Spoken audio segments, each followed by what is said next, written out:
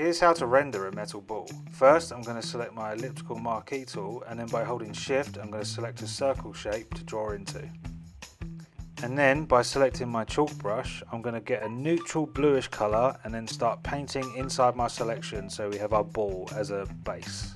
Now we're going to drop the opacity down to 10% and the flow down to about 10%, and then set the blend mode to colour dodge.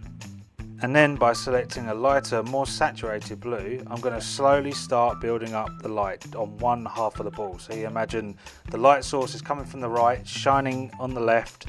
So we're just slowly building up the values. And then by adding a small, sharp, almost pure white highlight, keep it tight and clean, that gives it a nice polished look.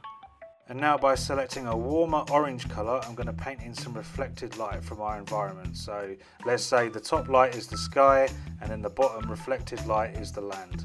And now, as I didn't think there was enough contrast, I'm going back in with a darker blue and then just increasing the contrast on the shadow area. So just bringing that shadow more centralised into the middle of the ball, and then using the blend tool to soften and smoothen up the edges of the ball. And now, just for fun and to make it look like it's got a bit more of a machined manufactured look, I'm going to add a panel line going straight down the middle so it looks like the ball is made of two pieces joined together. I'm then going to also add some little metal scratches by using a white highlight and just a really thin tipped brush and just adding some little scratch effects so it gives it more realism. And that's basically it. Now just going over the whole thing, just adding a little bit more blending here and there, just cleaning it up until I'm completely satisfied with the result.